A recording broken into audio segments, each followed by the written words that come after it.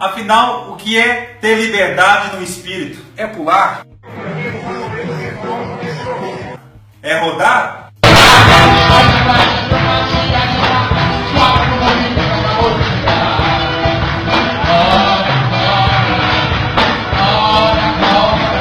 É falar em línguas? Será que é sapatear rolando no chão? É isso que a gente vai descobrir hoje, analisando o texto de 2 Coríntios, capítulo 3 e o versículo 17.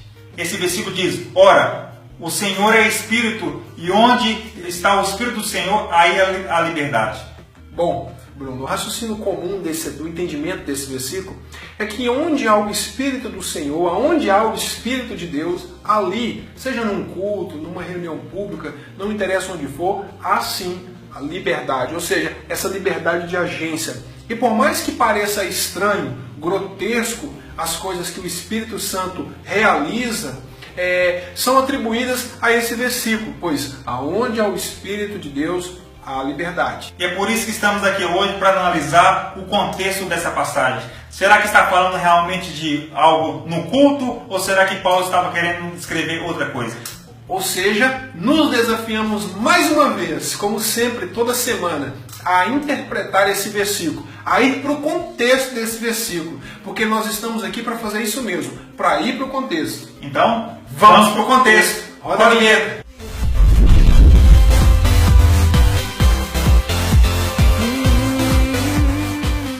Bem, G, eu tenho que concordar com você que algum desses argumentos aí é bem coerente. Primeiro, que o Espírito Santo é soberano, ele age da maneira que quiser, como quiser e onde quiser. E segundo, que ele está realmente presente no culto, na reunião em que a igreja se reúne para adorar a ele.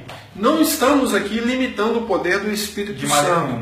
Não estamos aqui fazendo alusão de que o Espírito Santo não seja capaz de fazer isso. Mas o que nós vamos fazer aqui é analisar o texto em questão. O texto em questão está falando realmente de liberdade no culto? Está falando de liberdade de agir, de livre agência no culto? Ou ele está falando outra coisa? Então vamos comigo lá em 2 Coríntios capítulo 3, a partir do versículo 14, que diz: na verdade, a mente dele se fechou, pois até hoje o mesmo véu permanece quando é lida a antiga aliança. Não foi retirado, porque é somente em Cristo que ele é removido. De fato, até hoje, quando Moisés é lido, um véu cobre os seus corações. Mas quando alguém se converte ao Senhor, o véu é retirado. Ora, o Senhor é Espírito. E onde está o Espírito do Senhor, ali a liberdade.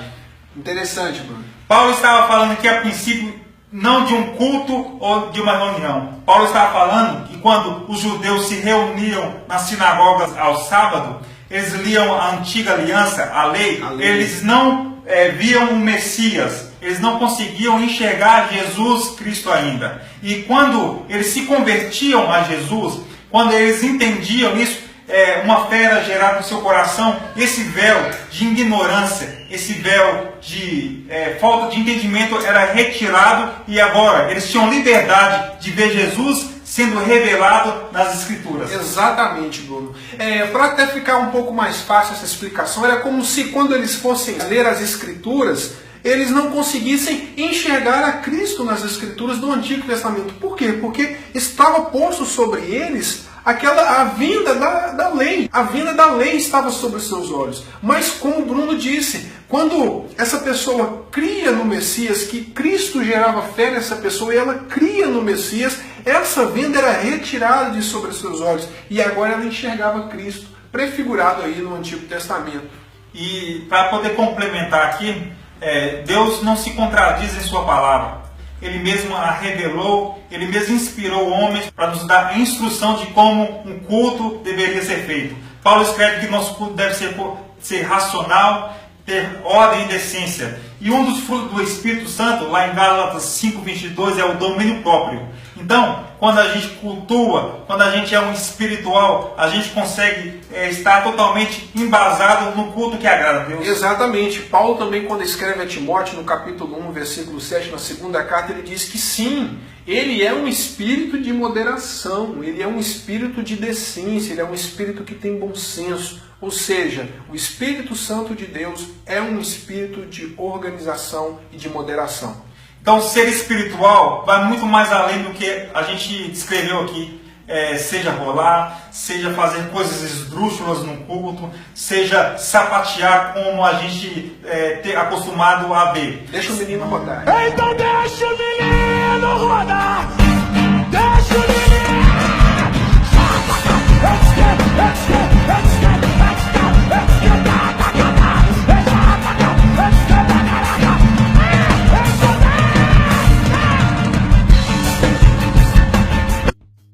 Ser espiritual é ter o caráter de Cristo estampado em nós.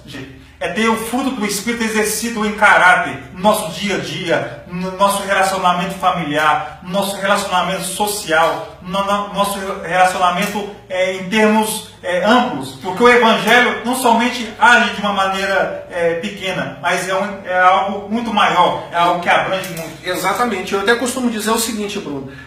Evangelho, de fato, é o que você vive pós-culto, fora da igreja, no seu ciclo familiar, no seu ciclo de amizades, no seu ciclo de trabalho, onde você estuda. Por quê? Porque é lá que você de fato reflete o caráter de Cristo, a pessoa de Cristo. E se Cristo, de fato, nós estamos parecendo com Cristo. Será que nós mostramos Cristo lá no nosso trabalho? Será que as pessoas conseguem olhar para nós e enxergar Cristo aonde a gente estuda? Ou seja, no nosso ciclo social? Isso sim é uma vida espiritual. Ser cheio do Espírito Santo é isso. É cada dia mais ser parecido com Cristo, fazer como Cristo fazia, falar como Cristo falava, andar como Cristo andava.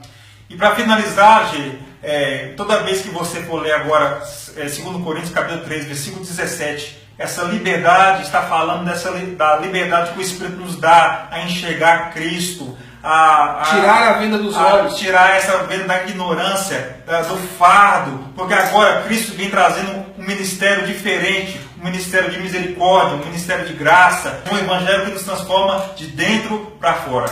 Exatamente, Bruno. Esse foi mais um Vamos para o Contexto, hoje analisando o versículo 17 da carta aos 2 Coríntios, capítulo 3. Se você gostou do nosso vídeo, deixa o seu like aqui embaixo, o seu joinha, deixa aqui a sua opinião de próximos versículos aqui nos comentários, compartilhe, nos ajude a divulgar esse verdadeiro evangelho. Um evangelho que não há méritos humanos e que não há espaço para más interpretações, hein? E a próxima vez que você vê aquele deixa o menino rodar, vá para o contexto do texto e analise de fato se a Bíblia realmente está dizendo isso.